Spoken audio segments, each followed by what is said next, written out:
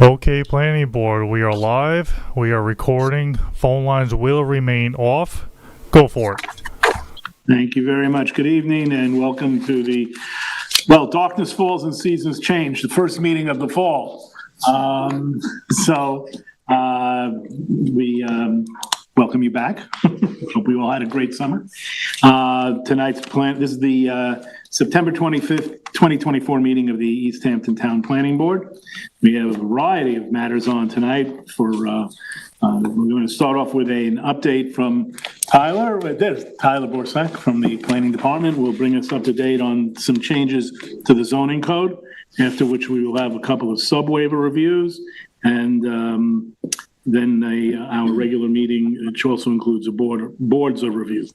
So we are waiting for a member, Lou Cortese, to join us. Lou, are you on? Okay, There good. he is. Perfect. As if by magic. Okay. So Sam, before we get started on the first item, I just want to go on the record that I'm a part of a group of local professionals that are working sort of with the town to work on this proposal. Okay. So I just want to very good. put that on record. We're not, are we being asked to vote or anything on? Yeah, we're opinions. we're going to be giving opinions? It's comments. It's a change to the zoning point. code. The town boards refer the matter to the planning board for comment. Okay, so when we put those together, you'll note Bruce's involvement in another level. All right, Tyler, it's all yours. Thank you very much for being here. Sure, Tyler Borsak for the Planning Department. So the purpose of this discussion, just to get to that, I suppose, is in order for the Planning Board to provide the town board with any feedback that they might have on proposed zoning code changes. There will be a public hearing coming up soon in front of the town board, and this is part of that process. So I'll briefly review all the proposed changes and then make myself available for any questions or clarification if you need any. So I'm going to go through them fairly quickly and then, highlight some of the bigger changes that are probably of the most interest. These changes originated with the zoning code working group, which was established well over a year ago at this point. For the purpose of gradually looking at various parts of the zoning code in order to update, clarify, and correct various aspects of the zoning code. The ultimate goal is to ensure that our zoning code complies with the comprehensive plan and all of the plans that make that up. This has been a long process. At this point, with the current updates and changes that the town board feels that these changes are ready for a public hearing and further discussion. So with that, we'll move through some of these changes. The gross floor area or GFA definitions are proposed to be updated so that the accessory and principal structures match one another in language and how they're calculated. This is more a cleaning up of language than anything really new in this section. Just to give an idea of what these look like. Anything that's crossed out is proposed to be removed. Anything that's underlined is proposed to be added. So this section is really more changing language around than adding new things for the most part. Moving on, the new part of this section would be sections D and E, which I will return to later, but it discusses including portions of attached garages and portions of finished basements into the calculations of gross floor area. And I'll go into how those are going to function in a minute. There's also an update to include any detached structure less than 10 feet from the principal structure as part of the principal structure. Currently, it's 5 feet. The proposal is to double that, trying to separate structures a little bit more than they are currently, and then try and create some space between buildings and accessory structures. I'm sorry, that's over here. That's here. There's also an update. The remainder of those definitions are aimed at addressing how gross floor area is calculated for attached garages and finished basements, which are some of the biggest changes. So the proposal as it currently stands, and these were over a couple iterations with the town board and going back and forth, is that the proposal is that attached garages, which currently don't count towards gross floor area at all regardless, will count towards gross floor area, but only the areas that are in excess of 600 square feet. So as far as the town code is concerned, you can have a detached accessory structure up to 600 square feet. So attaching that to the residence, you wouldn't be penalized at all towards your gross floor area. But if you wanted to go to 800 square feet, you would then be counted as 200 square feet of gross floor area against your max allowable per the town code, if that makes sense. Similarly, with basements, currently nothing in the basement is counted. And as a compromise to allow some use of a basement, that only the area beyond 600 square feet of finished basement will count, and that would only count as at a 50% value. So again, same scenario, you have 800 square feet of basement that's finished, 200 of that would count, but it would only count as 100 square feet of gross floor area.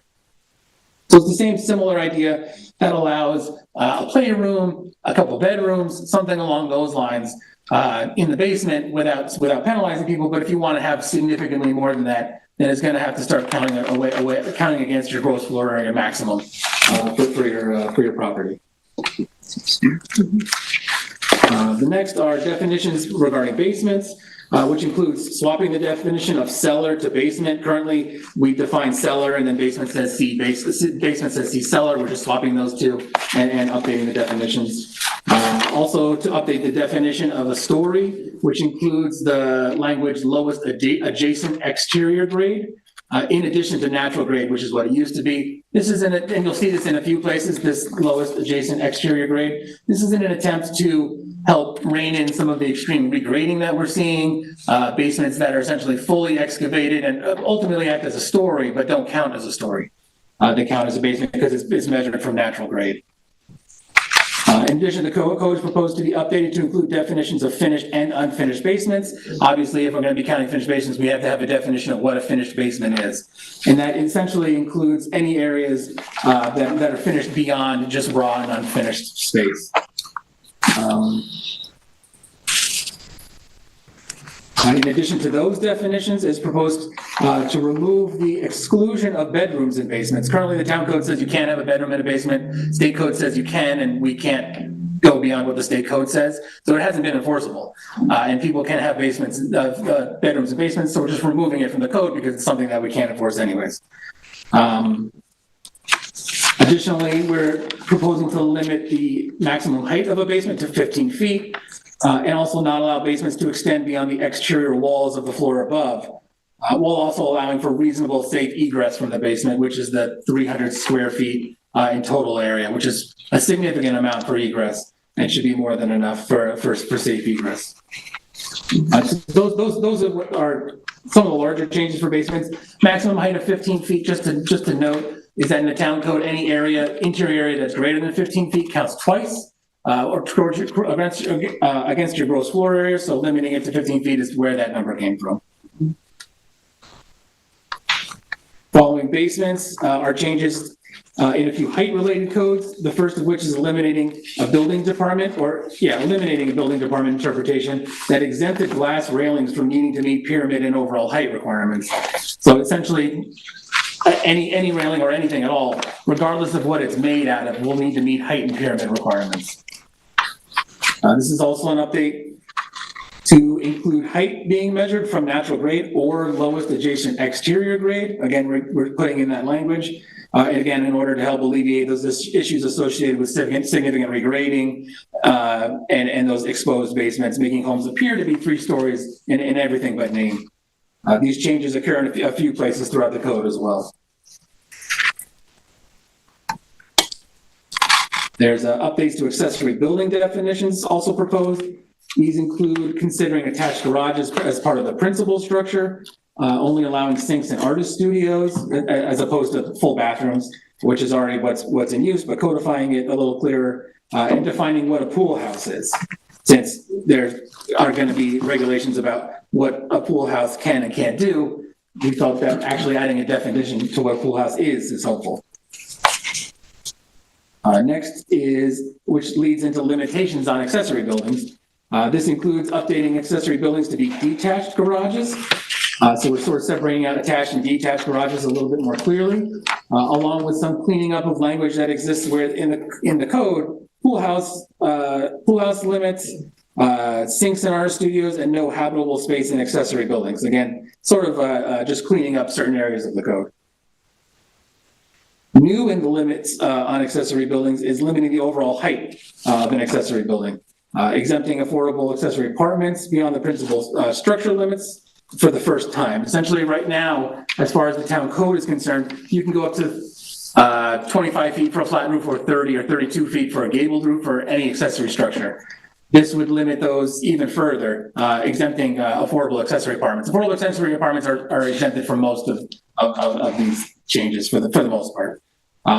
This new section, which is section E, sets a maximum height for accessory buildings to 15 feet for a flat roof, or 20 feet for a gabled roof, and then 12 feet or 15 feet for a gabled roof for a pool house. In addition to that, the last section was added to include gross floor area within an attached garage in excess of 600 square feet. As we discussed already, we're just adding that in a separate section of the code. It's the same language, just elsewhere in the code.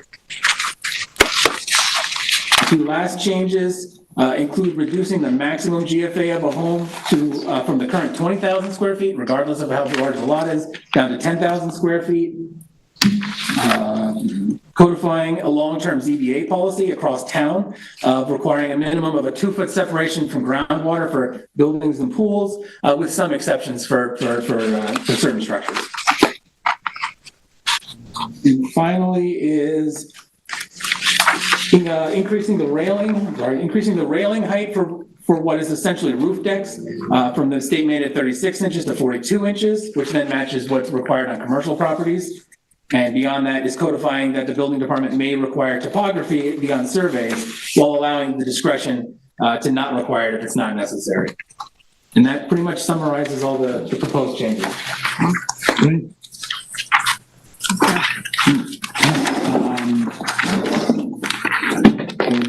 I mean, the only, no, I think this is great. I mean, I think it's a nice start to, try to limit some of the size of the housing. I'm just curious, even from Bruce as an architect, how reducing from 20 to 10 is being viewed.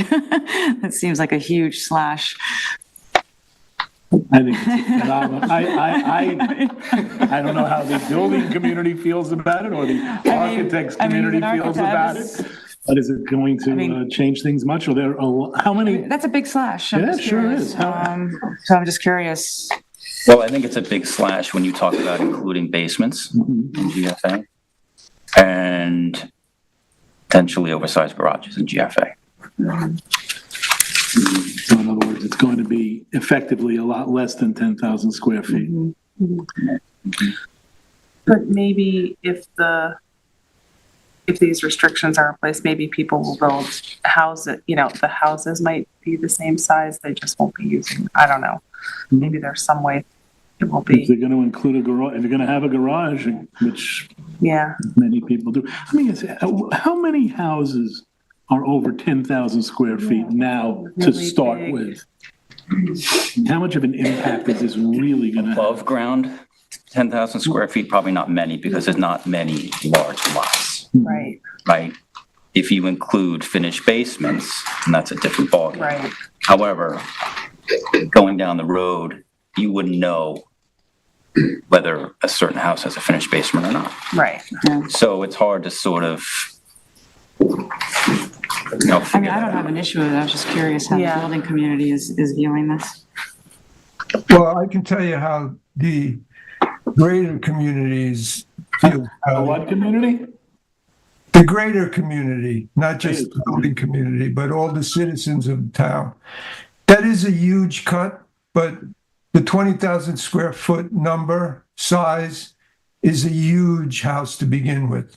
Yeah, agree. And I think it's been very well expressed, and it seems to be the greater majority of the people in East Hampton feel that things have just gotten out of hand. Yeah. Don't want to lose what makes this town, this location, such a beautiful location, such a special location. I was recently away. I was in Italy. I was in the Amalfi Coast, and I came back, and I remembered how just awesome it was to be there. It was breathtaking. And then I was walking the beach here, And I realized that there are very few places on earth as beautiful, as rural, as bucolic, as nature loving as this place that we live in. And what's happening recently, not recently, but over the last several years, is that people, builders, whoever, I don't want to point fingers at anybody, but what's happening is that houses are being built to the maximum of lot size. It's gotten really out of hand. Nobody feels that something must be done. And I think what the zoning code working group is trying to get at is to flesh out how we approach it. And I think they've done a good job. And what was presented today, I agree with everything that they suggested. I think it hasn't gone far enough, though. The way I look at it is that all of these things, including, part of the basement, including the garage is important, the height, the accessory structures, all those things are great. But I look at those as though, if I go to Thanksgiving dinner and I get a plate that has the cranberry sauce, the sweet potatoes, the stuffing, the salad, in the middle of the plate doesn't have the turkey, that's not a proper dinner. And I think what's missing in these suggestions is that not only do we have to implement those, but the big item, what should be done as well, and make it more comprehensive, is to reduce the current GFA formula. Right now, that formula is 10% of the lot area plus 1,600 square feet. That's allowing people to buy properties, half acre, 1 acre, 2 acres, whatever, and knocking down modest sized homes and building these huge monstrosities. And it's not only the individual large homes that are being built that's a problem, but it's the density that's created. So it's the intensity and the density. We don't want to turn this beautiful place into something that's urbanized or so even suburbanized. We want to keep it the way it is. I think every person in town feels the same way. And I think to get to that point, in my opinion, the feedback that I think we should give on this topic is that they need to include the reduction of the formula, the GFA formula. So that's my opinion. I just want to comment because it piggybacks right on something that Lou just said, which is that, the relationship of lot size to house size, whether that's modifying the current GFA calculation or coming up with some other kind of sliding scale way of approaching it, which some other communities do, is really important. A 10,000 square foot house on a 1/3 acre lot in Springs is going to be massive no matter what. And it seems to me that, another part of that, Tyler, is also setbacks, doing something to increase setbacks and to limit coverage. I think this is a great start for some of the fundamentals, but I think, lot size issues, GFA coverage, setbacks, are very much a piece of More this. setbacks and coverage, so you say increasing those things? Oh, yeah. Increasing them. Of course, they exist. Yeah, So increasing them. Increasing them. Yeah. And this might be like a clarification question, Tyler. My understanding is the max will be 10,000 square feet. It'll still be the 10% Yes. plus 1600. 1,600 up to a maximum Yeah, you of. cap out at that. Okay, that yeah. 10,000. That's true. So it still That's is true. kind of a That's slight. true. Yeah, just But we're seeing big houses on half acres is what you're saying. Yeah, one moment. But we're seeing big houses on half acres. So what Lou is saying, the formula even for a half acre is too big. I say, yeah. Yeah. Yeah, for instance, just to use some numbers, from what I understand, the average size house right now on half acre lots, so we're talking about, relatively small properties, small houses. The average size is 1,400. 1,400. 100, Lou, did you say? What? What size did you say? half acre, the average size house on the average size house on a half acre lot is 1,400 square feet. With the current formula, which is, if you were to knock down whatever house was there, or if you bought a half acre lot, what you could build on that lot is 10% of the 20,000 square feet plus 1,600 square feet. So So you could go 3,600. to like 3,600 more or less Well, square. it comes out to about 3,200. All Now, right. the average current size of the houses on those lots in East Hampton is 1,400 square feet. So that means you can For now, more than Double the double, size. More than double the size. yeah. more than double the size. Now, if you were to lower the formula, instead of 10% and 1,600, if you were to lower it to 7% and 1,200, just to pick a number, but somewhere in that neighborhood, we can fiddle with those two numbers. But let's say it's 7% and 1,200. You could still build a 2,350 square foot house, which is it's 1.7 times the current average size. So that's still an enormous amount of additional square footage that you can add. And you can the first 600 square feet of this basement, as Tyler noted in the notes, would be excluded from the GFA, so it wouldn't count. And then anything above 600, only 50% of that would count. So you have plenty of room to build a basement and not have it go against the GFA, the total GFA of the house. That does make a big difference when you're talking about the consideration of the basement and accessory structures in the reduced square footage from 20 down to 10. Is it accurate, or would it be the consensus of the board to say that we support the reduction from 20,000 to 10? Yes. Yeah. Is that, I mean, Yes. I need to sometimes ask the obvious so that we can make a record.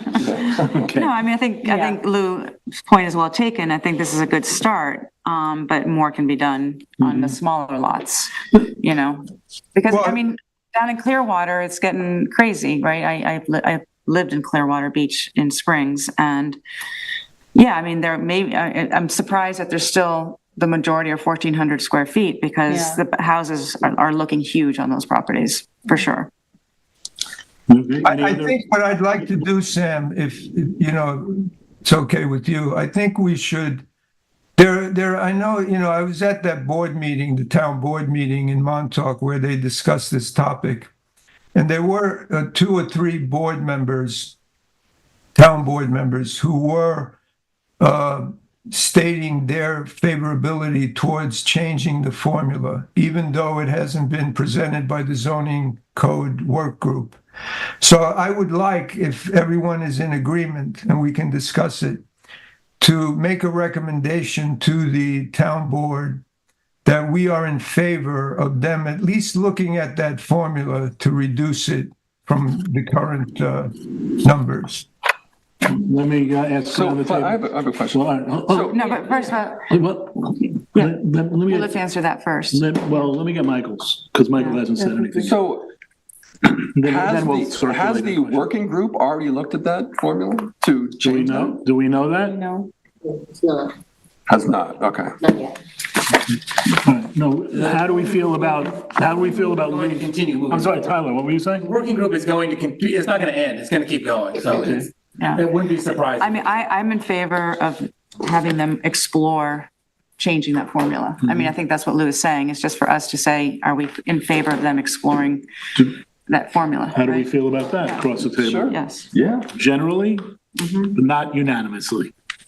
Generally, but not unanimously. You got that? in favor of it, but I don't think that we should specify any. No. No. No, just Because I don't even know. The suggestion is that they look further at it. I mean, Lou was even know what to throwing out suggest. numbers that, Yeah. I guess they're kind of back of the envelope sort of calculations. And so Yeah. obviously the people. Sam, I'm not suggesting that we give them any specific numbers. Right. That's what I'm getting at. That's what I'm I getting think at. it's like the way Sharon stated it, that it's just a recommendation that they explore that avenue with regard to the formula. Okay. Let me just ask a question, Tyler. Is the 600 square feet for the accessory structure and 200 square feet for the pool house? Can that both be on the same parcel, or is it one or the other? Yeah, absolutely, yeah. You can have multiple Yes. 600 square foot accessory structures. As long as you have the coverage. As long as you have. Yeah, the I've coverage. been covered, Yeah, building coverage would limit you more than anything else. So we're talking about GFA recommending that they look at the formula for GFA. We're not talking about lot coverage. No, Okay. there's already, Yeah, yeah, there's a lot.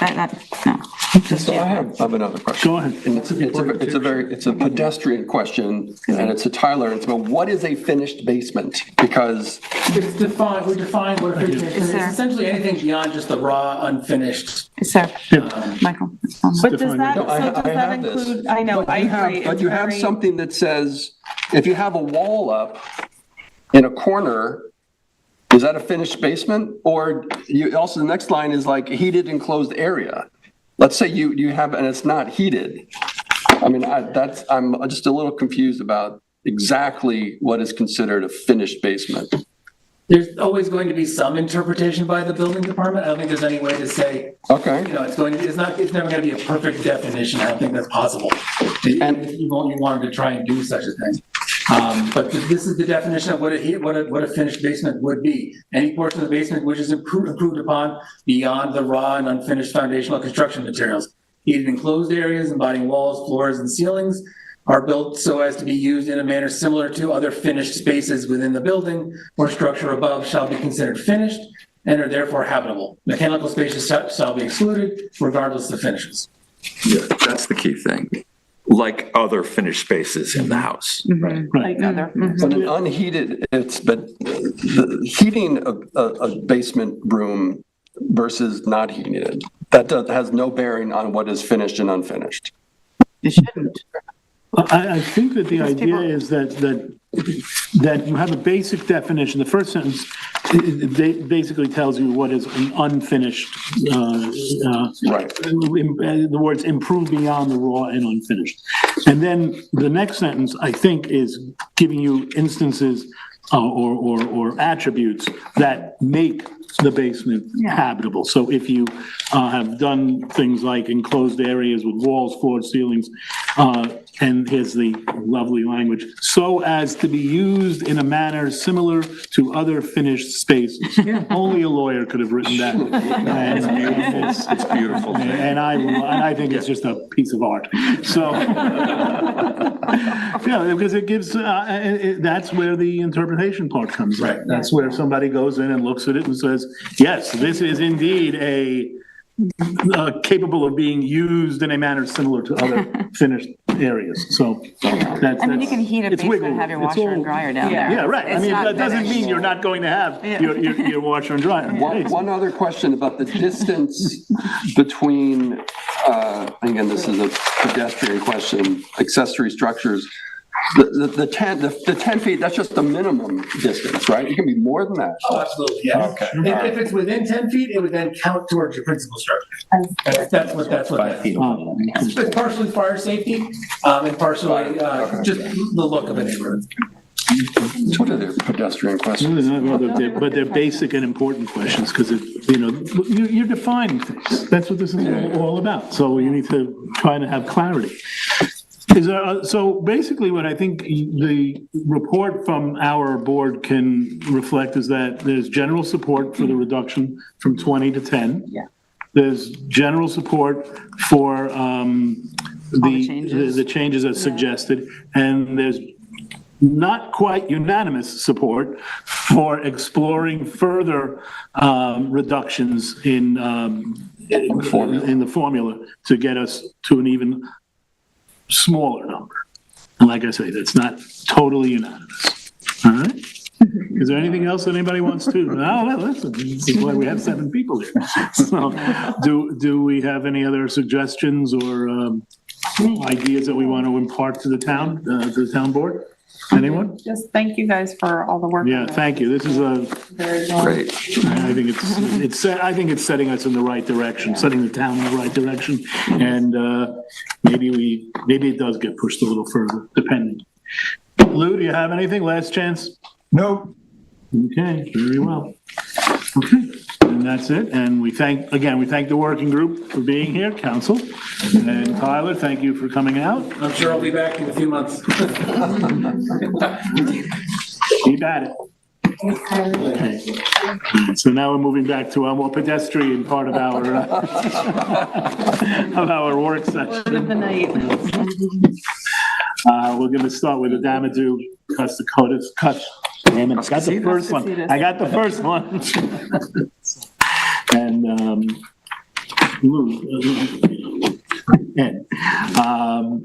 and Tina, you're covering I'm going everything? to cover this for Will. It's going to be rather quick. Okay. Hello, Tina Lagren for the Planning Department. This is the Damadou and Casitas minor subdivision application. This is an amended wrap-up discussion. We referred this application to the Suffolk County Planning Commission and received their comments a few weeks ago.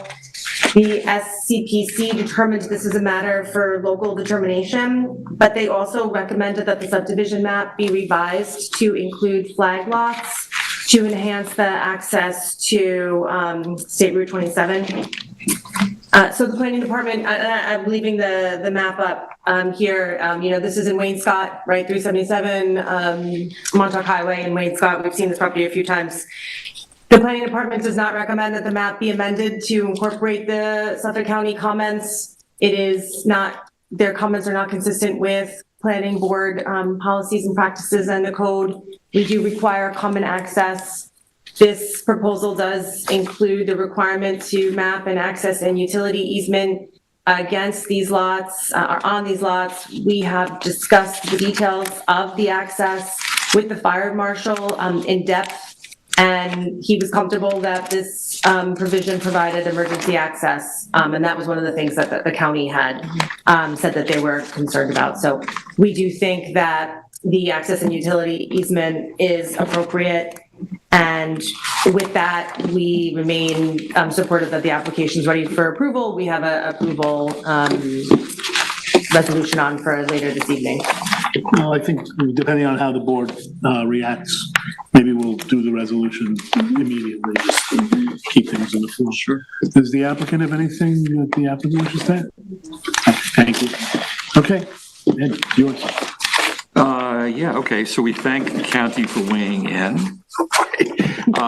As Tina has sort of said, that's kind of not how we do it in East Hampton, so happily they've allowed for this to be locally determined, that this is how we do it, right? And fire marshal has weighed in. We're sort of good on all of those issues. It doesn't create a traffic issue with 3 flag lots coming off the same place on Montauk Highway. I think we keep this exactly as it is. We worked long and hard on this. And it is, we did. Most significantly, it's Route 27 in the most trafficked part of Route 27. Exactly. So, They won't try to take a left out there. depends on the time of the year. Yeah, we can remind the Suffolk County Planning Commission Good luck. of Yeah. Route 27 is really. Oh, yeah, okay, great. Do we want to do the resolution? Yeah, well, does anybody have any comment or anything they want to add? Lou, do you have anything on this one? No, thanks. Thank you. In that case, let's go straight to the resolution. Okay. In the matter of the application of Damadou and Casitas final subdivision, Suffolk County Tax Map 300-197-3-10, conditional final subdivision approval. Is that correct? There are some conditions that still need to be, Doubt. yeah. So they have to, before it's final, they have to do the things that are listed in the subdivision, get DEC sign off for the, The bald eagles. That. The bats and the eagles. Okay. All right, yes, so I have read the findings and determination of the board, and I call for the adoption of this resolution. Is there a second? All those in favor? Aye. Unanimous. Thank you, Lou. 7-0.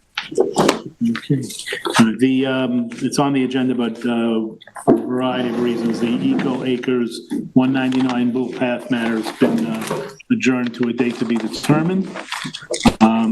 So we will move to Hampton 310 LLC bond. Chris, you're going to cover that, and it's yours. It's mine. And I'm recused. You're recused on this one? Yes. Oh, okay. All right. And Eric, is this yours? Yes, it is. Very good.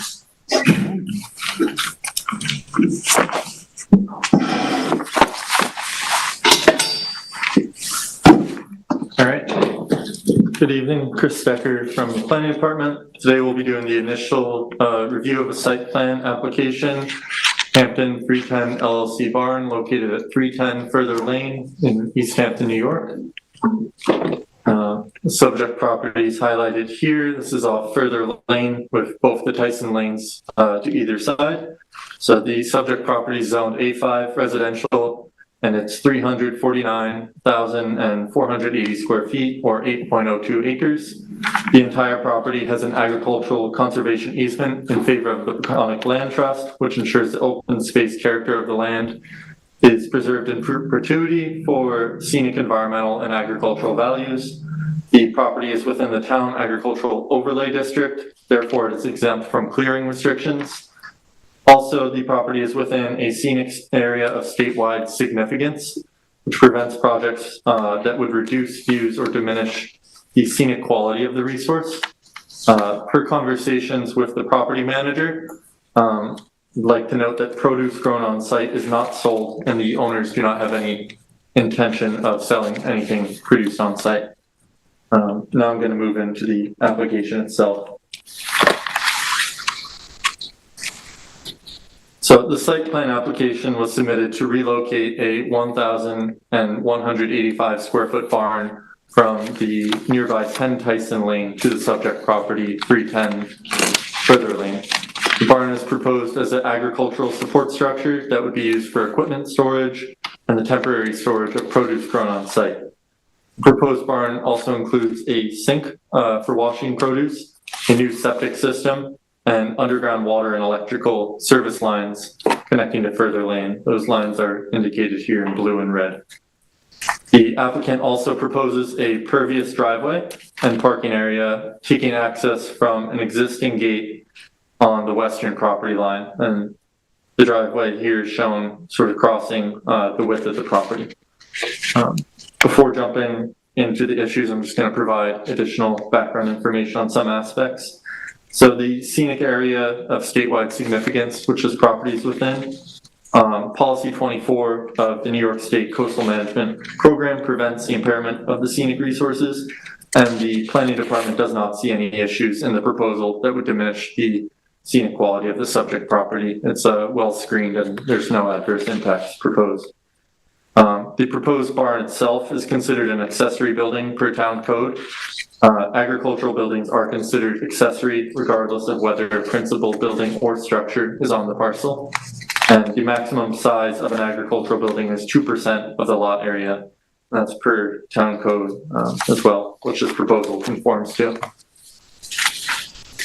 Lastly, for background, it's just important to note that the setbacks for the barn would be 80 feet from the front yard line and 30 feet for each side and rear property lines, and the proposal substantially meets those requirements.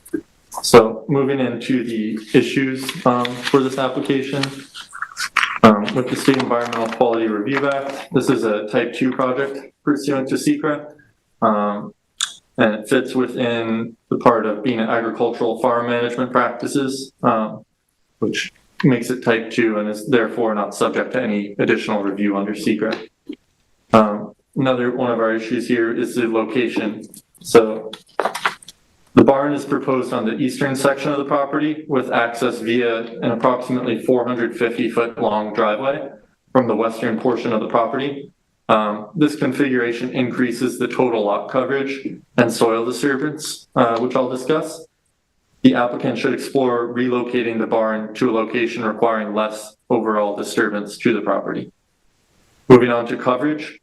During a site visit conducted August 30th, a fenced-in garden with gravel walkways, raised planter beds, and perimeter fencing were observed. Whereas the raised planter beds do not require building permits or site plan approval, the gravel walkways and proposed parking area must be shown with dimensions and included in the total lot coverage calculation. The planning department notes the maximum permitted total lot coverage is 10% or 34,948 feet. That's a unique requirement for agricultural properties. Although the structures appear to comply with the maximum dimensions, are needed to confirm compliance and meet submission requirements. The pervious driveway is exempt from the 10% restriction, but is still limited to the total lot coverage for the zoning district, which would be 80,000 square feet, and that's just dimensional regulations for the A5 district. As previously stated, the applicants should consider changing the vehicle access point to the eastern side of the property or relocating the proposed barn to reduce coverage and environmental impact.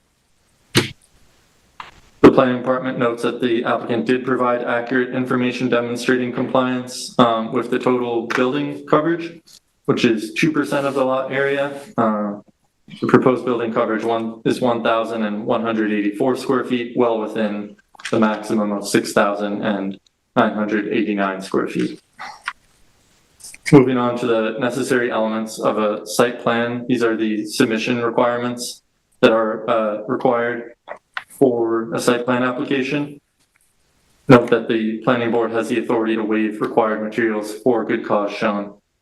So these are lettered items, which I'll go through one by one. So B, the existing and proposed building structures and uses and proposed additions thereto, including finished floor elevation and ground elevation at such building and structures, uses and locations.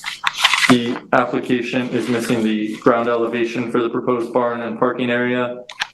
The gravel walkways for the garden are not indicated and must be. And there's an eastern gate to Tyson Lane that must be indicated and specify whether it's a driveway or vehicle access. That'd be around this property line, which could potentially be an access point for a shorter driveway. C, the lot area and floor area for each floor of all existing and proposed building structures and uses. The area for the proposed pervious driveway and parking area should be provided, and the area of the existing gravel walkways should be provided. E, the location of all easements over and adjacent to the site, including the location of all existing and proposed utility lines, hydrants, fire systems, and firewalls. The existing fire hydrants on Further Lane and Tyson Lane are not indicated. However, the town planning board may choose to waive that requirement. Also, the layout of existing and proposed parking and loading areas. The application is missing dimensional spaces, aisles, street approach, and general circulation pattern, as well as it's important to note that there are no minimum parking requirements for agricultural uses to compute. Therefore, the parking area is proposed to be located on a grass area with no improvements. Therefore, the planning department recommends that the planning board waive the requirements for said dimensions to be provided with this application. Lastly, for the necessary elements, the elevations of buildings and structures shall be sufficient to show the design character of the buildings and structures, materials contemplated for use, heights of the buildings and structures, roofs and overhangs, special design features, as well as details on bulkhead. That's not applicable. Sorry. So this application, the height should be exact. They indicated the height of the barn is 16 feet 7 inches plus or minus. The building materials are not indicated on the elevations. That's something that should be indicated, as well as the scale was inaccurate on digital and paper submissions of the elevations provided. Moving on to the next issue, which is the sanitary system septic proposed. The applicant proposes a gray flow volume of 25 gallons per day, and note that no sanitary flow is proposed given that sewage will not be disposed on site. There's no proposed bathroom with the structure. The only use for water connected to the barn will be to wash produce grown on site. The planning department notes the applicant applied for preliminary approval from the Suffolk County Department of Health Services, but received a notice of incomplete application pending the submittal of a SECRA determination from the town. However, per Article 3, Prohibited Acts, Section 3.09, sewage disposal of the agricultural conservation easement recorded February 20th, 1992. For this property, a leaching or sewage disposal field is prohibited except in accordance with sound agricultural practices. Now, this next thing is based on the determination of the town building inspector, a septic system is not appropriate on site for disposing gray water. Instead, a dry well system can be installed to dispose gray water produced by the sink, and the applicant should revise plans accordingly. The next issue is regarding the utility lines. Again, these are the ones running to Further Lane. The proposal includes underground water and electrical service lines from Further Lane to the barn. The applicant should provide dimensions in linear feet for both lines and technical details. The planning board should discuss whether the construction of an underground electrical line to the barn from Further Lane would reduce the suitability of the property for agricultural use, as per Article 3 prohibited acts of the agricultural conservation easement. The placement of underground utility transmission lines or wires which diminishes the suitability of the property for agricultural use is one of the prohibited acts. The planning board should discuss whether the proposed utility lines should instead connect to Tyson Lane to the east, which would be a shorter distance and thus have a smaller impact on disturbing the soil. There's a water main line running along this street, so that's an alternative to just reroute it and minimize the disturbance through the orchard to the north. The Peconic Land Trust is the grantee of the agricultural conservation easement, and the planning department understands that the applicant has requested permission from the Peconic Land Trust for the proposed project. The Peconic Land Trust issued a preliminary approval that requires the finalization upon the applicant providing additional project details. However, the applicant is only required to give proper notice in writing to the Peconic Land Trust, and that's per Article 4, Section 4.07 of the mentioned easement. Since the project falls within the reserved rights of the applicant, approval from the Peconic Land Trust is not required. Moving on to other approvals for this application, the applicants advise that the additional approvals will be required, and that's the Architectural Review Board is required for buildings and structures which require site plan approval within the Agricultural Overlay District. Office of Fire Prevention, the Fire Marshal must still review for compliance with New York Building Code and Fire Prevention Code. The Suffolk County Department of Health Services is needed for approval of the septic system, but given that we are saying that they should come back with a dry well, that won't be required anymore. And lastly, the Suffolk County Planning Commission, their review is required for properties within 500 feet of an agricultural district. And to conclude, the proposed barn appears to align with the long-term intent of the agricultural conservation easement for the subject property. The applicant should explain the rationale supporting the proposed location of the barn and the driveway to evaluate whether there are alternative locations which would reduce the segmentation and disturbance of the farmland. That's the long driveway crossing the property. The submission should be revised to replace the proposed septic system with a dry well as per the before mentioned issues.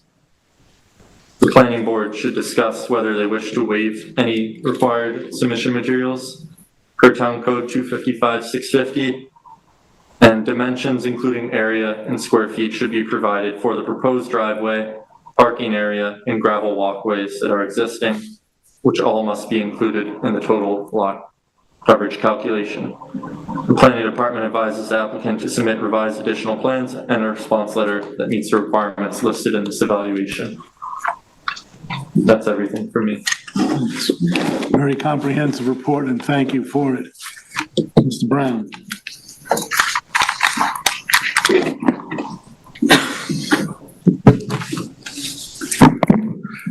Good evening, Mr. Chair, members of the board. Eric Brown, Ackerman Partners for the applicant.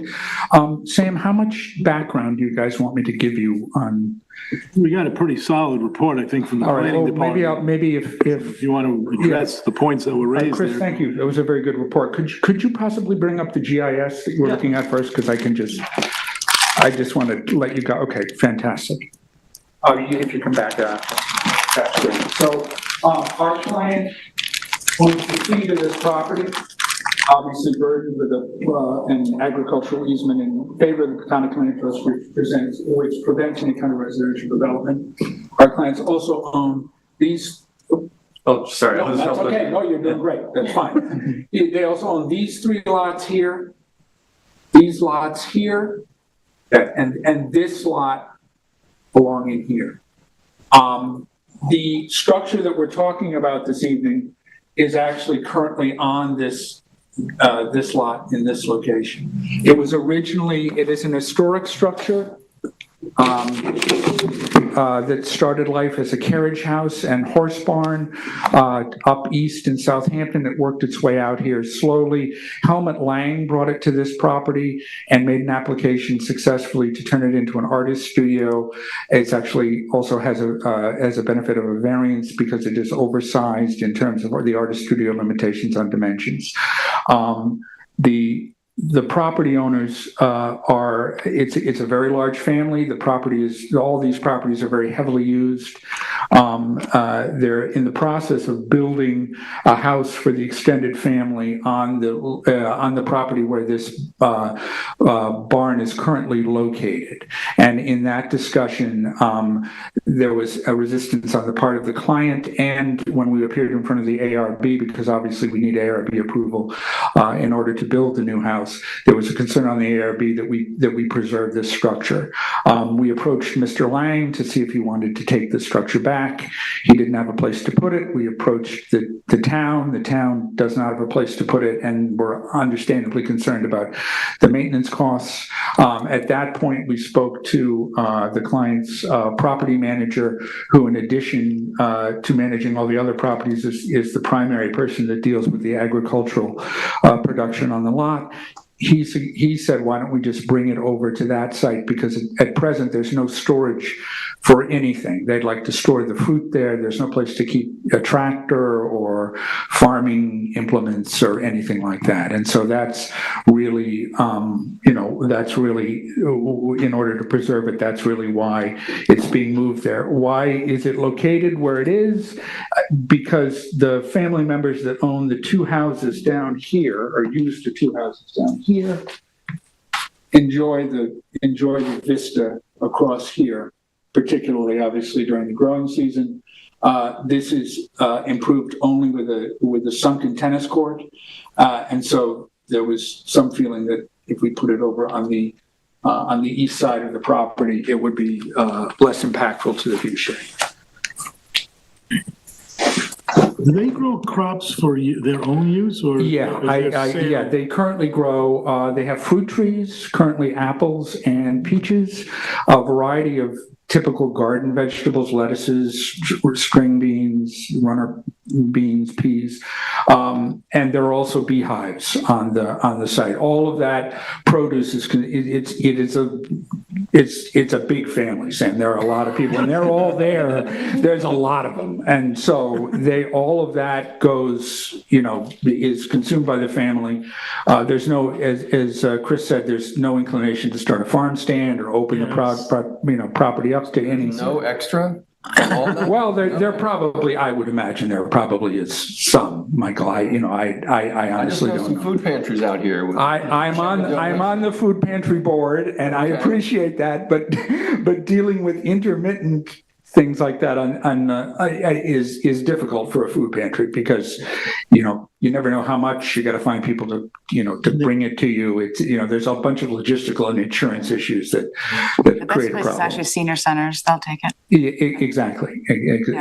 So they also have bees. There's a beekeeper on site. In terms of who uses the property, according to Brent Green, the property manager, at the maximum number, there are 5 people on the site, 3 of whom are full-time employees of the property owner. Mr. Green is the primary property manager, and he has 2 assistants. And during the times when they're harvesting, for instance, the fruit trees, they bring in a couple of extra hands because, fruit harvesting is a little bit more intensive than. I don't want to step on Bruce's time, but where's the nearest bathroom? I was just thinking the same thing. Where's the nearest bathroom? They're using the house. They'll go into the house. Yeah. Okay.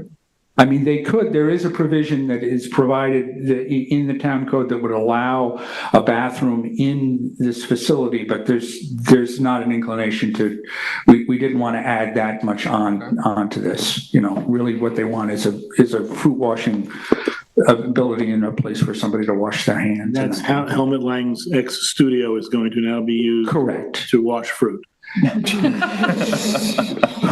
Don't tell him. No, he knows. He knows. So I'm happy to answer any of the questions. The only sort of public thing that goes on here, according to the property manager that I'm aware of, is once or twice a year, the beekeeping people have like a seminar, you know, for people who are interested in getting into beekeeping or who may be raising bees themselves. They come there and have a little tutorial, and you can ask questions about what's involved in getting. Is that what that rectangular structure? I have no idea. No, that's the vegetable garden. That's the garden, right? That's the garden with the lettuces. Yeah, that's a good. To the right, in the middle right, it's like a wooden frame. What is that? That's no longer there. not there I can confirm that. That was there during this aerial imagery. But I don't know what it was. All right, great. Look like a greenhouse from here. All right, well, anything else? Yeah, nope, that's it, unless you guys have more questions. See, Bruce, take it away. All right. Well, thank you, Chris. Good report. Thank you, Eric. Like we just heard, you know, it's 1,100 square foot barn. The property is 8 acres, which is almost 350,000 square feet. So it's a pretty minimal structure on this property. 3 sides, I was there today, 3 sides are pretty heavily landscaped, so it's hard to see actually into the property or through the property. There are 2 existing gates, one on the west side, which the proposed driveway is coming through now, and there is one on the east side, which I think maybe we try to figure out if the barn is going to stay in that location, if we can use the east gate for access into the site. I think it would be a lot easier and I think that's a lot less, detrimental to the site. Also with the utilities, like we heard, there is a water main going down Tyson Lane East. Possibly, can we tap into that instead of, trenching through the orchards all the way to further lane? Same thing with the power line. I'm sure I didn't see anything. It's probably buried through there, so maybe we could try to take advantage of that and have less disturbance all the way up through the orchard.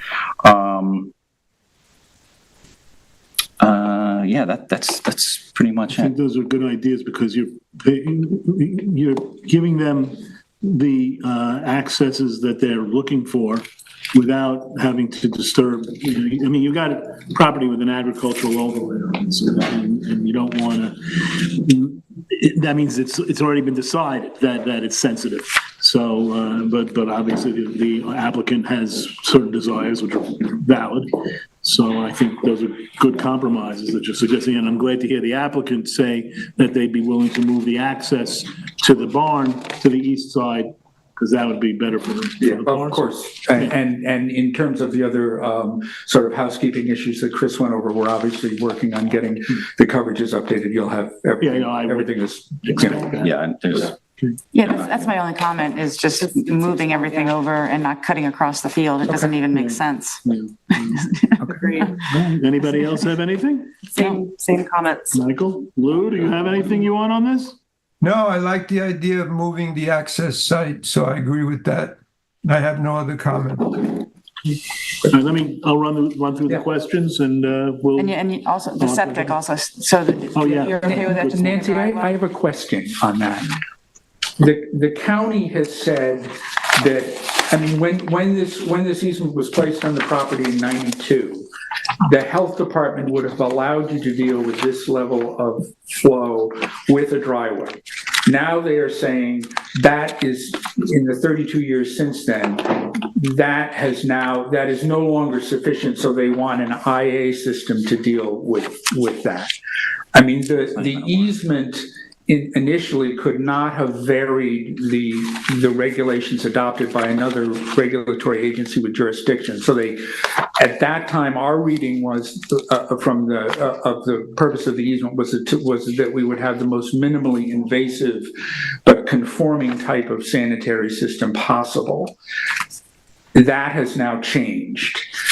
I'm not quite, we were going to come to your office and ask for an interpretation of that provision to see if our reading of it and saying, because the IA system that has been proposed is the minimum necessary that the county will agree to in order to deal with the sanitary. So that's, and if necessary, we can go to the Peconic Land Trust and ask them for a waiver of that provision of the easement, since the easement is in their favor. Is that? Well, I understand that Chris had approached the building inspector on that, right, for interpretation already? Is that accurate? Yeah. And he found that it wouldn't have, according to the easement, it would not be acceptable to have any sort of a septic system. Was that the finding? I didn't directly deal with them. His finding was more that it was more appropriate for a dry well and that a septic system wasn't necessary, but if you're saying the county is saying otherwise, perhaps that's something that. Yeah, I'll talk with you guys, but the county has basically said, we will not approve this with the dry well because the technology has moved on and it's not an efficient way to deal with the 25. Okay, yeah, I wasn't aware of that. Yeah, okay, so so we'll follow up on that. sorry to introduce that complication. That's an unusual twist as far as, I think that's the first time I've heard the septic going in that direction, but that's fine. Okay, so I'll just do the questions real quick. Thank you. Will the planning board waive the requirements for one or more submission materials required by Town Code 255-6-50? It was just parking one, right? I'm sorry? Parking and the fire hydrant. Parking and fire hydrant. Oh. I'm comfortable with I'm that. comfortable with that Well, too. what do you mean by the fire hydrant? Locating them? They're just not indicated on the survey. That's a requirement, but they are there. The fire hydrant might be a good idea, just to show where the water main's going. Yeah. Yes, especially because, Fire. as you suggest, everything should tie to that. So the answer to that one is no. Okay. At least as far as the fire hydrant. What was the other aspect of it besides the fire? Parking, just dimensions. We don't need to worry about the parking. All right, so parking, yes, fire hydrant, no. Okay, does the planning board wish the applicant to reroute the proposed utility line to Tyson Lane? Yes. That's a yes. Oh, Lou, I'm sorry, I should have asked on that. Yeah, if I disagree with what you're proposing, I'll yell out. You heard? It should say Tyson Lane. Tyson Lane. Tyson Lane East, yes. We're all good with that, and the applicant is too, so that's good. Does the planning board wish the applicant to use above-ground electric lines to minimize soil disturbance? The answer is not necessarily. No. We can come in from Tyson. We can come in on Tyson Lane East. Very good. Does the planning board agree the proposal aligns with the intent of the agricultural conservation easement? Yes. I think we all agree with that, and that's that. Thank you All very right, much. thank you. We appreciate it. Do the same. Okay, that leaves us with one item on our work session, and that is the Montauk Shores condo sewage treatment plant. So gather around. Good call on moving those lines to the existing.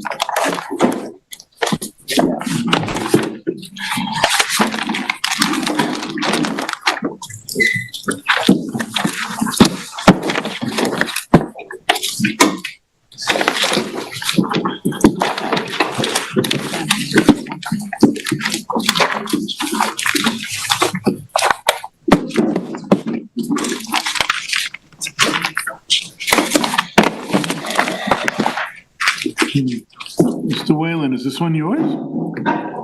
Brian and I, Brian Street. Oh, okay, hello. Okay, and Ed? Yes, Well, you got a full plate tonight. I do. Right. Putting in for overtime. Oh, you'll get that. Okay. Okay, Dan and I are gonna do this together. I'm gonna cover some items and he'll cover the other ones. So I will just get started. Hello again, everybody. This is the application for the Montauk Shores condominium wastewater sewage treatment plant site plan application. The application is to construct an on-site sewage treatment plant that will process up to 47,000 gallons per day of wastewater and serve all the residential units and common facilities in the Montauk Shores condominium. That's a residential mobile home containing approximately 199 units. This is the third review that the planning board has conducted for this application. And I'm going to start just with a brief application timeline and history. I'm not going to spend a lot of time here, but there is a lot of commentary from the applicants in the file about delays to the application and, potential kind of intentional delays to the processing of it. And I just wanted to assure the board, as well as the residents of the Montauk Shores community, that the planning department has handled this application just like we handle any other in the order within which it was received. Each submission has been responded to in about 2 to 3 months, which is not uncommon for all the applications in our queue, just due to the high volume and complicated nature of the applications that we see. It's also not uncommon for to have multiple reviews in front of the board, as the board knows better than anyone. It can be an iterative process where multiple steps are required to get through. So that hasn't been an uncommon element of this application, but I won't belabor the point. And I did put the dates from the project file in the memo if anybody wants to review how the application has proceeded through the process. So now moving on to the issues for discussion.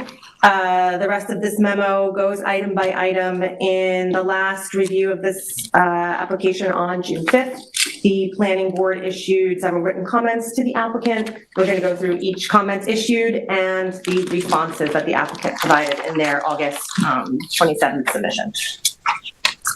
The first one is regarding the short form EAF, and the applicant has provided that in their most recent submission.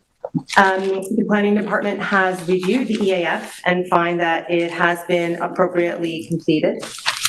The planning department, based on the part 1, has prepared the part 2 and negative declaration for the planning board's review and acceptance. A note regarding the secret procedural elements: the planning board typically requires or conducts coordinated reviews for all its actions. That's not recommended for this application. Other involved agencies, including the Suffolk County Department of Health Services, have already issued their negative declarations pursuant to their own uncoordinated reviews for the application. So we recommend that the planning board does the same, and accordingly, you wouldn't have to issue the EAF and wait for 30 days to establish lead agency. And the EAF part 2 and 3 and part 1 were in the packet for everybody's review. The next one I will pass to Dan. All right. Thank you. I'm sorry, I forgot. Vinny Gaudiello should be joining us. Matt from LTV, did he join the meeting? He is. He just needs to be unmuted. Okay, great. Just wanted to make sure he's there. Thank you. Sorry, Dan. All good. All right, good evening. Dan Gross for the planning department. So the second issue had to do with the type of fencing proposed, specifically around the new sewage treatment plant area. We asked for clarification regarding the type, design, and location. The applicants have since submitted this information to us, indicating that it is a 6-foot-high black vinyl coated chain link fence with green hedge slats proposed. They've also indicated that this is something that's typically required, always listed as a requirement in the Suffolk County Department of Public Works design requirements, and that's why they've proposed a specific typing. Ultimately, we've indicated in prior reviews that we are typically in favor of chain link fencing. However, it is, given that it is indicated in Suffolk County's requirements, it's clear that they do require it at some point, but it's not clear whether or not this can be amended. So it's ultimately something that we are going to mention as a kind of a word to, this is something that's going to fall within the purview of the ARB, and an issue that might have to be vetted during their side of the review in terms of the type. However, specific to the location and the kind of planning board process, we found this to be an acceptable location. as shown on the plans. The second issue, third issue, also has to do with ARB. It has to do with the design of the specific sewage treatment plant building. There was a little bit of a discrepancy during the last meeting. At least we indicated that the rendering appeared to indicate that the building was going to be a red brick design, but the applicants clarified it during the meeting. That was actually like a natural cedar. They've since given us further clarification regarding it, that either a cedar shake siding or wood green hardy plank product is going to be proposed, which we found to be more consistent with the existing white siding of the buildings on the site currently, or the existing community buildings on the site currently. Ultimately, we did also indicate that a revised rendering should be submitted, specifically with the title block, the date of revision, and the specific materials indicated during the previous plan, because it's typically a requirement. However, this has been submitted this time. I understand there were some issues with the previous designer of it and get in contact with them. At least the applicants have indicated this in their cover letter. So again, this is something that's ultimately going to be required by the ARB upon their review of the application. And again, we are encouraging, just as part of this, in order to promote efficient review of this application, that be submitted as soon as possible to get kind of, their review procedure started.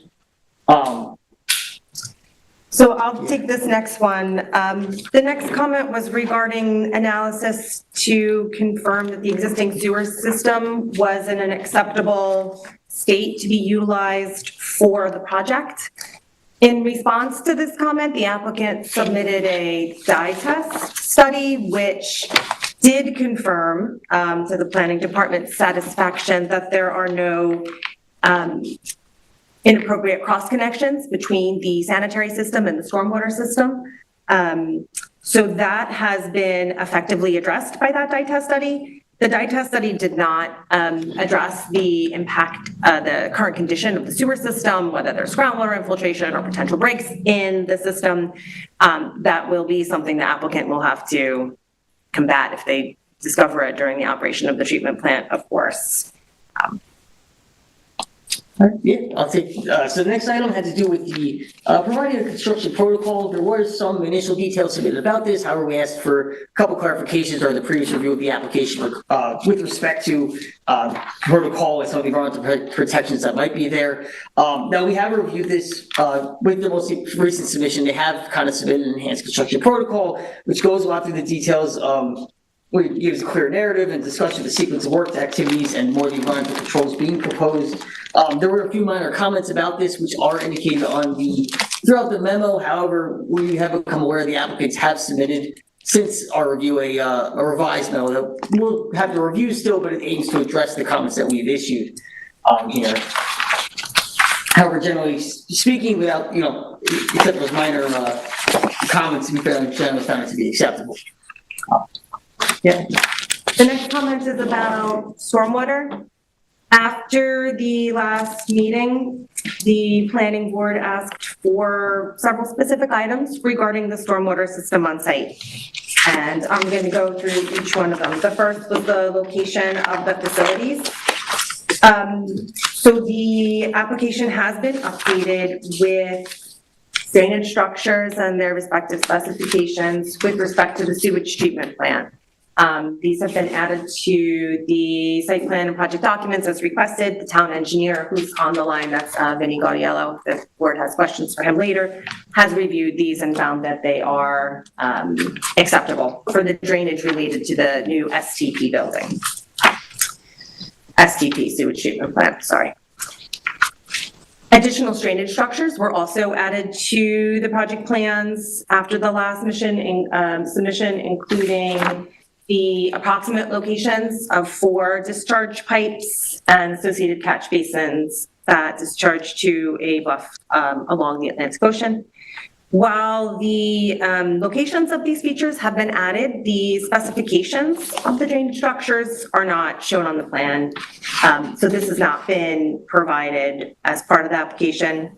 The applicant has, however, submitted a significant amount of stormwater-related information throughout the course of the application, which is listed.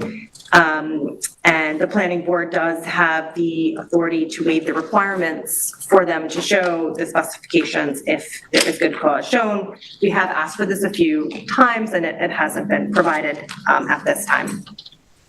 The next item I touched on earlier was confirmation that no cross connections between the sanitary and stormwater system exist. We were very concerned that this be proved to us, and we are happy that the dye test was conducted in an appropriate manner that shows that there are no cross connections that could be discovered during this process. The next item requested was copies of discharge permits.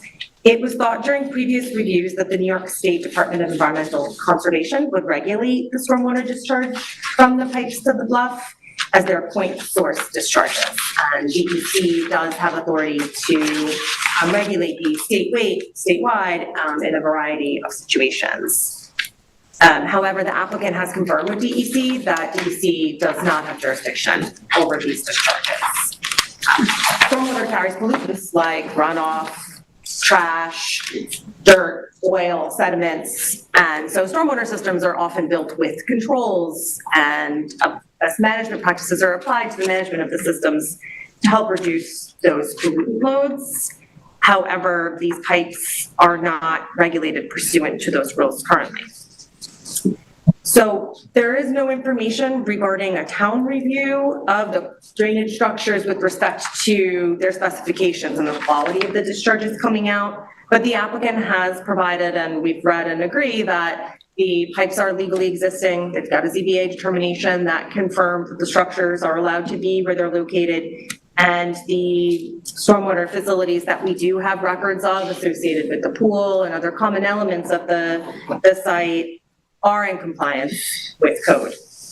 So it's just, there is, however, a large portion of the site being drained by these pipes where we don't have the specifications. As you all know, the pipes are located near popular Ditch Plains Beach. It's a town beach, lifeguard, popular surf area. So, you know, it is important that the quality of the water coming out of those pipes is appropriate. However, after internal review of this issue with the town attorney's office, the town engineer, it doesn't appear that the town has the authority to regulate the discharge from the pipes any further as part of this action. And this is an area where code changes might actually be required to plug this regulatory gap that we've discovered. The last comment related to the consent order. The consent order referenced earlier, this is one of the many documents that the applicant provided regarding stormwater history on the site. The DEC at some time had required the applicant design a stormwater system, but not that they construct it. So apparently this plan has been filed with the state, but they don't have any requirements to construct the plan, and we do not believe that it has been conducted. So realizing all of this, the town engineer has agreed that the drainage for the STP is appropriate, but recommended that stormwater approval for the entire site not be part of the planning board's approval should you plan to do that. Say that again. So the stormwater approval for the entire site is not recommended, right? So I think if you decide to approve this stormwater, the sewage treatment plant, you can approve the treatment plant and the stormwater drainage facilities associated with that, but we would recommend that in the resolution and on the plans, there's some note made that these pipes are existing, but the planning board has not vetted whether or not they adhere to town standards or, you know, something like that. We'd have to work out the language with Nancy, but because we don't have the specifications to review the design criteria to which those pipes are built, we wouldn't want future generations to think that they were approved as part of this site plan action because they appear on the site plan. So all we're looking at is a sewage treatment plant. And because of, there, as Tina just listed, we have a number of factors. The consent decree order with DEC, We have the apparent absence of town law on this, and we have the, what was the third thing? Confirmation that they're legally existing. Yeah, the confirmation, thank you. Confirmation that there's no false connections And those between. kind of tie our hands with respect to whether we can. We don't have jurisdiction. We couldn't is do what you're anything saying. about it Yeah, if we yeah. wanted to. So the idea is that whatever we deal with today is only going to be the sewage treatment plant. And down the road, somebody raises the issue, well, this came before the planning board in 2024. The answer is no. What came before the planning board in 2024 was the sewage Yeah, treatment no, plant. understood. So my question was really more the comment about how do we say that? I guess we'll have to figure that No, out. well, How the do we- language of the resolution. We'll have to be very clear about Yeah, that, very. that piece of it. Absolutely, absolutely. Did I get all that? Yes, I think so, yeah. Accurate, Nancy, that's accurate We also legally? spoke about, in addition to making the, assuming it's approved, very clear, perhaps like right on the map itself, there can be a notation Yeah. to make it, crystal clear. Got it. So that, again, we do things with an eye towards the future. And they look back and there may come a day when none of us are here. And maybe. Except you. Okay. Go ahead, continue. I'm sorry to interrupt. I just wanted to No, make I that clear. appreciate that. And I think that matter, I think that's all I wanted to say. Oh, that's. On stormwater. On We're gonna Oh, keep that's going. cool. Okay. All right, keep going. Fewer smaller things. All right. So yeah, next we had comments issued by the fire marshal's office. Last time there was indication that there was a couple things about the project, really had to do with like access gates, and they want our fire department accessing the site. Weren't really compliant with New York State's fire code. However, there ended up being a bit of misreading interpretation by kind of the code at the time, and ended up being that the project does in fact comply with it. So we've received a follow-up comment from the fire marshal saying the project does now comply, and therefore not relevant or no further reviews are required on that point. Going forward, there were some questions last time regarding the proposed generator, specifically around the noise emissions of the generator, its confirmation of its location. You can kind of see on the plan here, it's right in the middle, right next to the building. So they have submitted a revised survey to show the location of it. B, have submitted a manufacturer specification sheet for it, which indicates that it has a sound level of 70 decibels when measured from 23 feet away. Estimated to us initially that it's about 114 feet. They've since confirmed it's 113 feet away from the closest property line. So based on that initial review, we said it most likely complies with the town's daytime standards. But it was questioned about the nighttime standards because daytime is 70 decibels, measured at the property line, and nighttime is 55 decibels. However, they have since followed up from this, indicating that they're going to do I think it's a level 4 sound attenuation enclosure is proposed, which will reduce the sound levels to an average of 63 decibels at 23 feet away. So therefore, most likely, is going to comply, and based on their further analysis, they found it have a sound level of 49.3 decibels at the nearest property line. So most will comply with this requirement. The only thing that we are recommending, even though this information has been submitted, is that as a condition of approval, if the board chooses to grant it, that the monthly exercising generator should be required to be conducted only during the daytime hours. With this condition, any potential nighttime noise code exceedance would be experienced only during emergencies.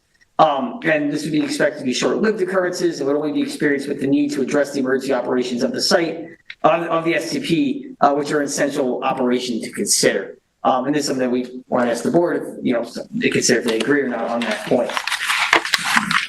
Going forward for a few smaller things, we asked for some clarification regarding the existing proposed and allowed total lot or building coverage and total lot coverage. They have since provided it on one of the surveys indicating the accurate allowed existing proposed building coverage and total lot coverage. It hasn't been added on all the plans just yet, so that's something that we are requesting clarification or to avoid future ambiguity on that point, and consistency throughout the plans going forward. But otherwise, we did find those calculations to be acceptable, just has to be indicated for future plans.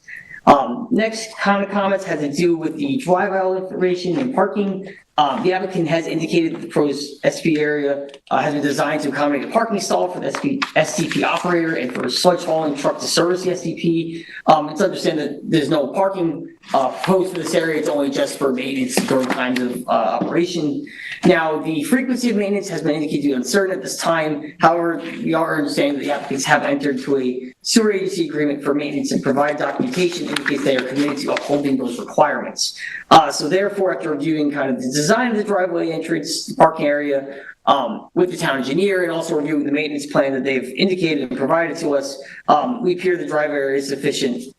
We found that the driveway area appears to be sufficient to meet the operational maintenance needs for facility trucks and staffing, and we're recommending that is generally acceptable. Next had to do with site lighting. Now, we had a couple of questions had to do with the specific fixtures proposed, the specifications, more of whether or not they did meet or did not meet town board policies. Our evaluation does indicate there are a few clarifications still required. However, we are understanding that they have since submitted a revised lighting plan to aim to address those. So that's something we're gonna have to review still as part of this, but initial front they have aim to address those as part of the submission. Next comments have to do with landscaping. We asked the applicants to clarify kind of the landscape plan as they kind of indicated during the meeting last time. They have provided us, as part of this most recent submission, a new landscape plan, which indicates, let me see if I can, I guess I don't have it open at the moment, but I can pull it up if needed, which indicates specific type, quantity, and dimensional aspects of the proposed plantings surrounding the new system. There's about 100, specifically there's 174 California privet hedges, and they're basically proposed along the fencing that's proposed around the whole area. And it's good at, basically screening the area from additional internal vantage points. So we recommended the screening of this area from internal points is appropriate. And the main decision is whether or not the planning board discuss whether or not they agree on this point.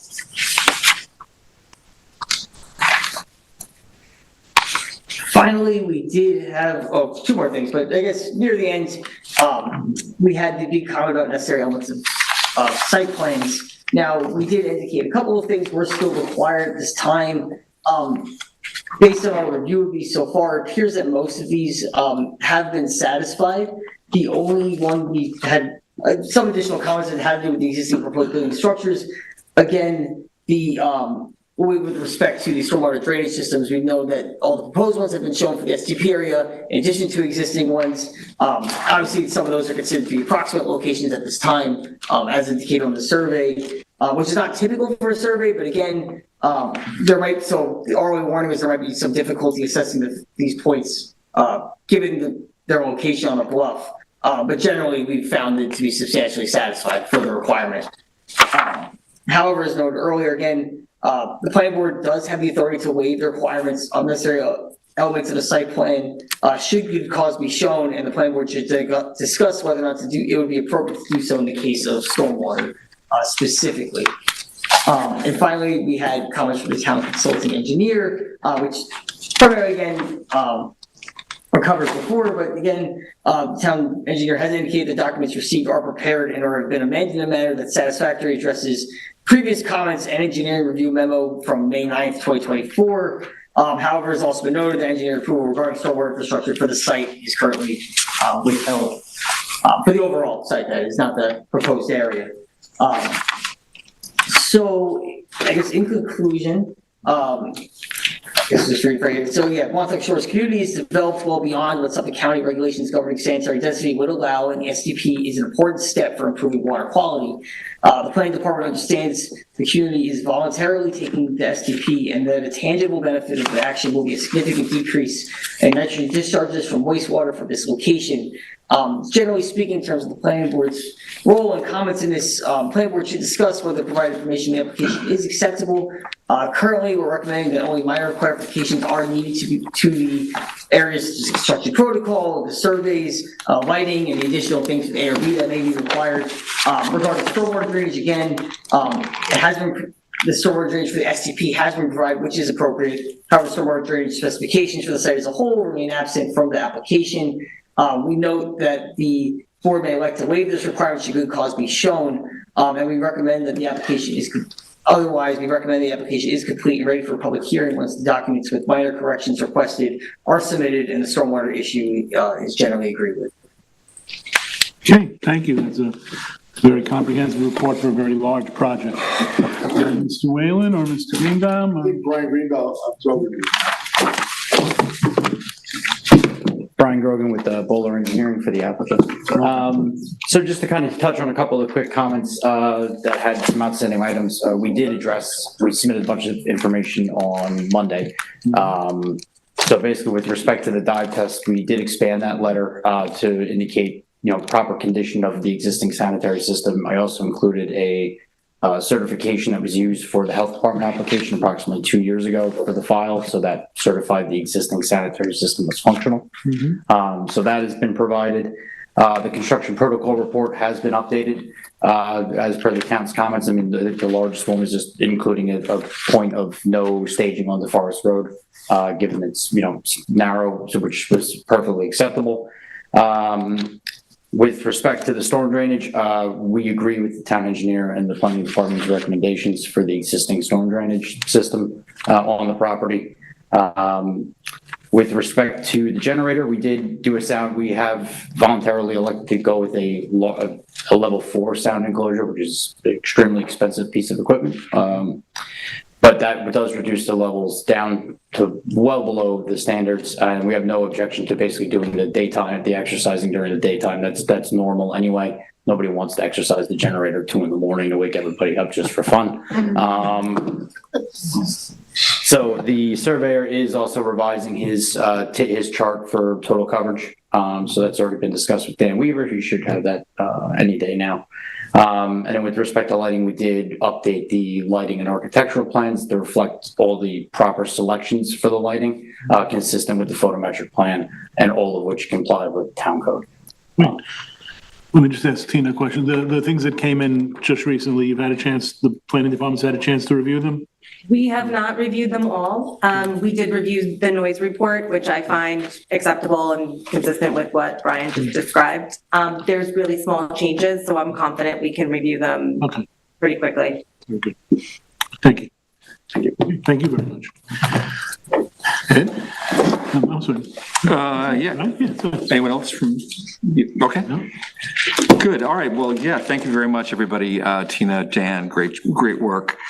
And I've said this every time that you guys have been in front of us, and I'll say it again, and that is that we are very grateful that the residents of this community have stepped up to do this work. It's really important to the town, and it's a really great effort on your part, and we thank you for that very much.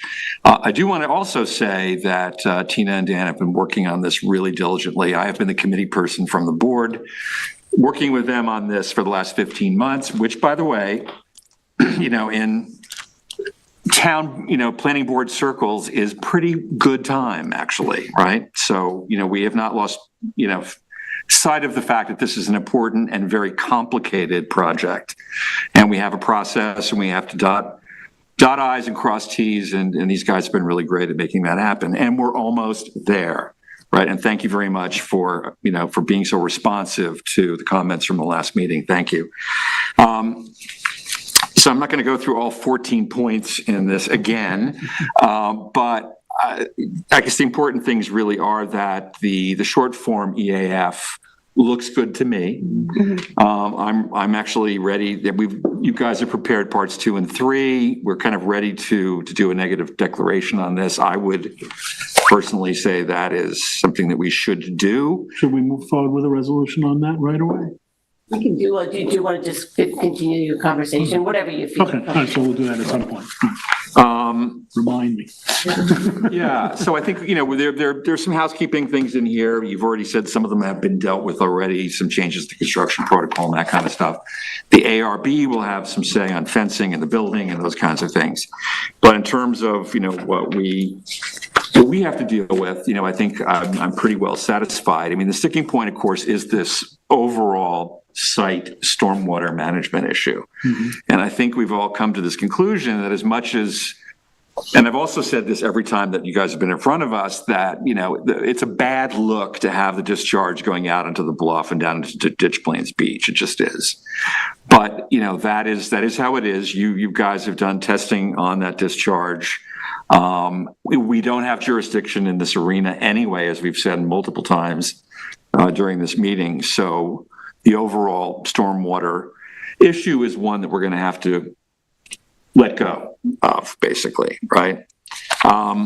So yeah, I think everything else you've addressed. I think that we're kind of ready to go to a public hearing, as soon as we do a negative declaration, I think. Okay, does anybody else have any comments on this? Yeah, I do, Sam. Yeah. All right, Ed. I figured you would. No, I want to repeat what Ed said. I'm grateful that this project's getting done. I've been, on this, working with the community for many years to try to have a proper and workable sanitary system for the trailer park, the Montauk Shores condominium, and looks like it's finally coming to fruition. So I'm very grateful. And thank you for everybody involved, including the applicant. I do want to, I understand, I'm very cognizant of the fact, and I accept the situation regarding the stormwater management plan that is not available. It hasn't been submitted. I can't find it anywhere. No one has it. The applicant refuses to submit it. I think it's an important issue.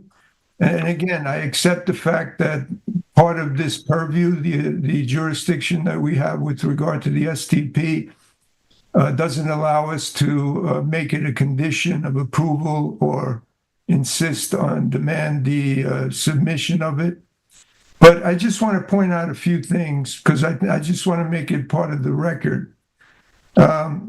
There's a letter that was submitted to the file by the attorney of the applicant, Mr. James Greenbaum. He submitted in February of 2024, this year. And with regard to this topic, the stormwater drainage plan, he describes the situation where there was a consent order that, and I'll read the paragraph from the consent order itself regarding stormwater management and mitigation. Within 180 days from the effective date of this order, respondent Montauk Shores Condo shall submit a stormwater management plan prepared by an engineering firm. And this is the important part, which will remain as a ready and standby project to be implemented at such time as a hazard mitigation grant or other grant relief funding becomes available. The second important, the last sentence, the stormwater management plan shall be filed with the town of East Hampton so that an overall priority for funding and implementation can be established.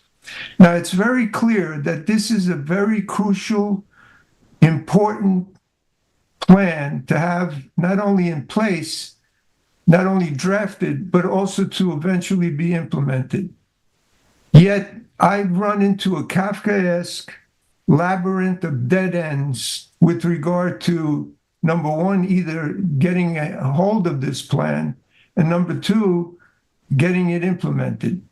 Now, it says here that the plan should be implemented once funding is made available. Well, how do we know? How do we proceed towards getting funding grants implemented, available to us, if no one wants to budge on providing this plan or doing anything about it?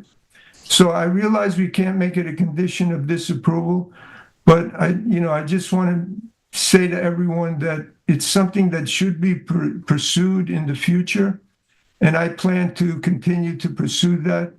And hopefully we'll eventually get it done because, it is very important. It's very important that the discharge into the Atlantic Ocean at a public beach is that we ensure that no chemicals, pollutants, dirt, trash, whatever it is that gets included in that drain water goes out onto the beach.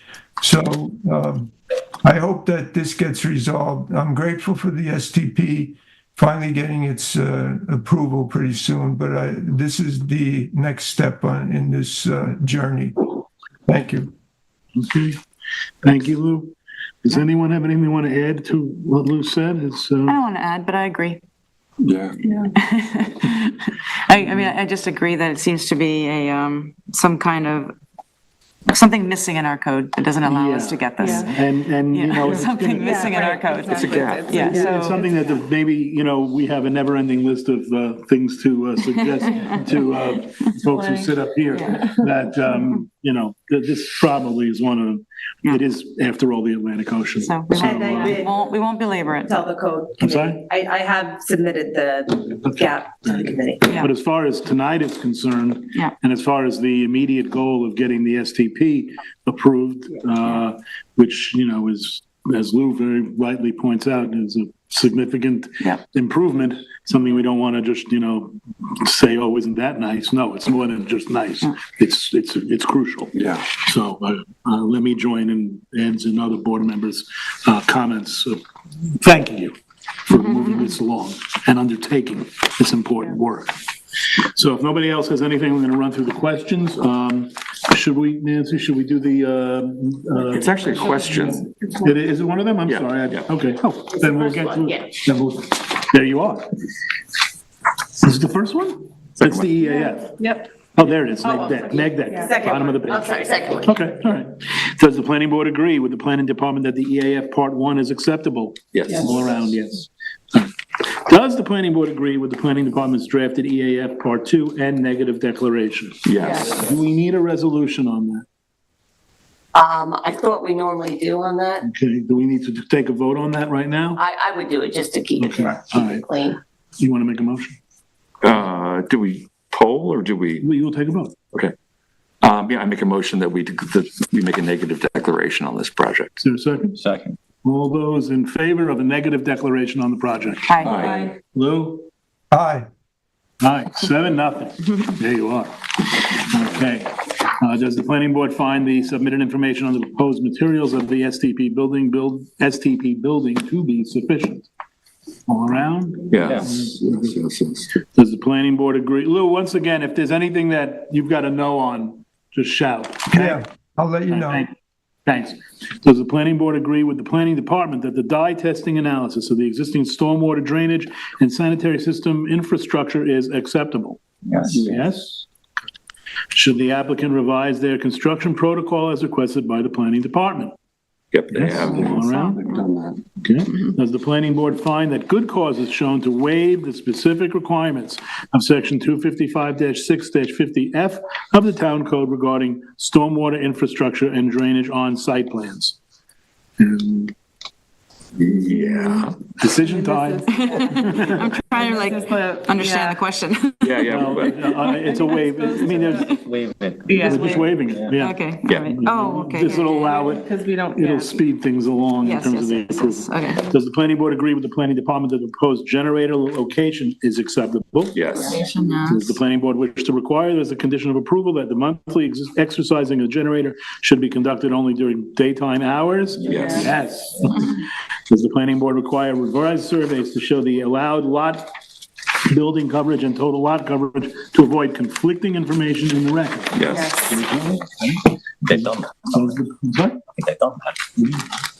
Does the planning board find the submitted information on the drive aisles, parking areas, and site operations to be acceptable as part of this review? Yes. Should the applicant submit the requested information on lighting? Yes. Does the planning board agree with the planning department that the proposed landscape plan is appropriate for the new STP area? Yeah. Yes. Does the planning board find that the application, well, before we do this last one, I'm going to add one. That, does the planning board support a notation on the plans that this approval relates only to the STP and not to the Drainage approval. Overall Yeah, stormwater drainage, management. stormwater, yeah. You all agree on that? Yes. Absolutely. Okay, now finally, and then that'll be on the plans. Yeah. Okay, very good. Does the planning board find that the application is ready for a public hearing once the final documents identified above, construction protocol, lighting plan, and revised surveys are submitted? Yes. Yes. In that case, Ed, do you have a resolution? I believe. Do you need one? Well, thank you. There you go. I don't need to read a lot of this, No, right? no, you Okay, only need to, yeah, just the base. all you need is the Date. title and the tax number, the tax SD. Yeah. And the date and time, yeah. All right. In the matter of the application of Montauk Shores Condominium Sewage Treatment Plant Site Plan, Suffolk County Tax Map 300-32.1, 1-267.1, to schedule a public hearing, which is to be scheduled to be held here at Town Hall, 159 Panago Road, East Hampton, on Wednesday, October 23rd, 2024 at 6:30 PM or soon thereafter, as this matter may be heard, to consider said application. I have read the entire public hearing scheduling notice and call for its adoption. Is there a second? Second. All those in favor? Aye. Passed, 7-0. And there you have it. Thank you all for coming out. Again, you've been, this is an extraordinary bit of work you've been doing, and we thank you for it on behalf of the planning board.